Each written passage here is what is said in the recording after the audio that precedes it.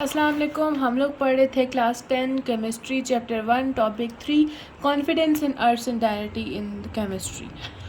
यह हम लोग आज पढ़ेंगे third topic confidence and uncertainty in chemistry. Uncertainty एक वो मेजर है जो केमिस्ट यूज़ करते हैं ताकि वो उनको पता चल सके कि उनकी प्रिडिक्शन या उनकी मेजरमेंट कितनी रिलायबल है। आप की पॉइंट्स में पॉइंट 6 पे जाके देखेंगे तो आपको अनसर्टेनिटी की एक डेफिनेशन मिलेगी कि uncertainty is a measure used by chemist to indicate how reliable their measurements and predictions are.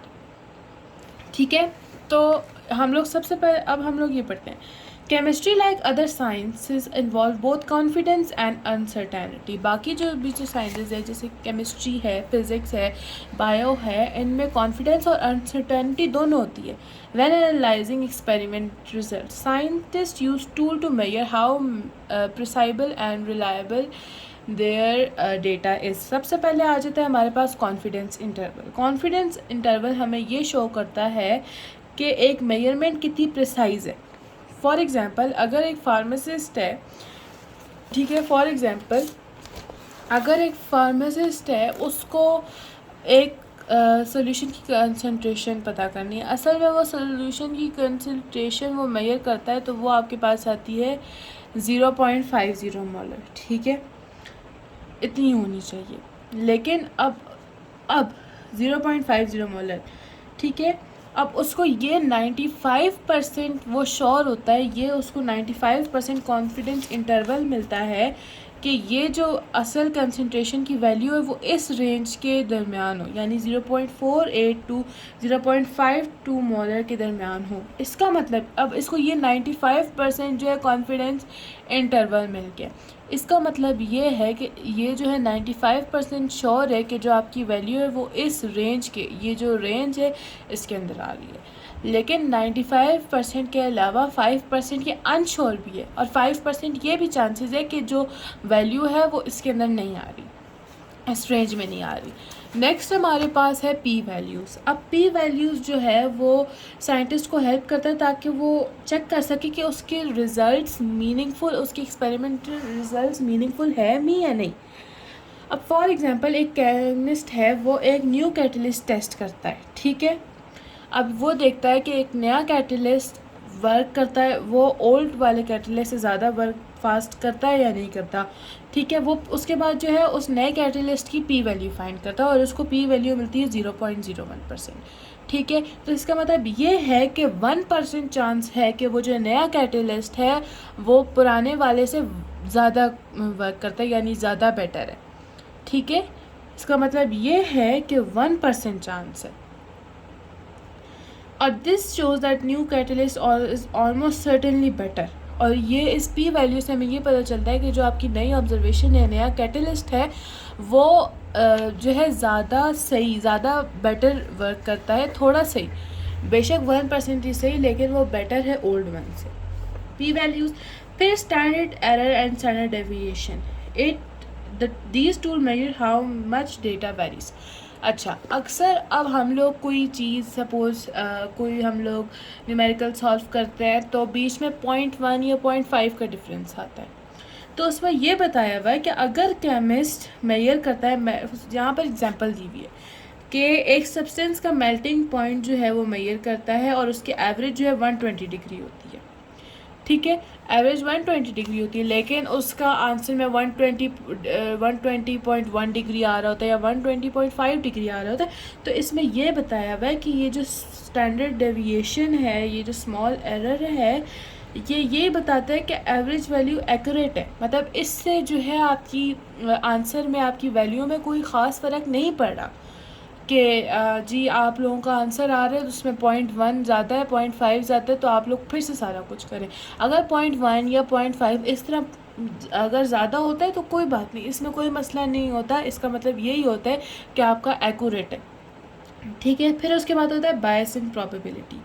अब ये जो है ये वाला मेथड केमिस्ट का जो है कॉन्फिडेंस अपडेट करता है नए एविडेंस पे। फॉर एग्ज़ाम्पल एक केमिस्ट है, ठीक है। अब वो 60% वो मतलब 60% श्योर है कि एक रिएक्शन होगा इस वे में, लेकिन जब वो और डेटा इकट्ठा करता है तो जो न्यू डेटा होता है वो उसकी श्योरिटी जो है वो केमिस्ट की जो श्योरिटी है वो रेस कर देता है 80%। यानी पहले वो 60% श्योर था, जब नया डेटा उसने उस पर काम किया, उस पर वर्क किया, तो वो 80% श्योर हो गया कि वो केमिकल रिएक्शन इसी तरीके से होगा, इसी वे में होगा। तो उसने बायसेंट प्रोबेबिलिटी यूज़ की अपनी अंडरस्टैंडिंग को अपडेट करने के लिए। उसके बाद है क्वांटिफाइंग अनसर्टेनिटी। अब uncertainty tells us how reliable a measurement is. यह हमें बताता है कि एक मेजरमेंट कितनी रिलायबल है। अब for example if a chemist measure the concentration of solution. अब एक केमिस्ट है वो एक कंसंट्रेशन ऑफ सोल्यूशन मेजर करता है जो कि 0.250 मोलर होती है, प्लस या माइनस 0.005 मोलर। अब इसमें जो ये है ना 0.250 मोलर, इसका मतलब ये है कि ट्रू वैल्यू इसके करीब है, और ये जो प्लस माइनस 0.005 मोलर है ये एक अनसर्टेनिटी है। ठीक है, इसका मतलब ये है कि जो ट्रू वैल्यू है वो इसके क्लोज है, इसके प्लस भी मतलब कि प्लस इतना भी हो सकता है, माइनस भी, ये एक अनसर्टेनिटी है। सर्टेनिटी ये है। ठीक है, नेक्स्ट पेज पे जो कि लास्ट टॉपिक है हमारा रिपीटेबिलिटी एंड रिप्रोड्यूसिबिलिटी।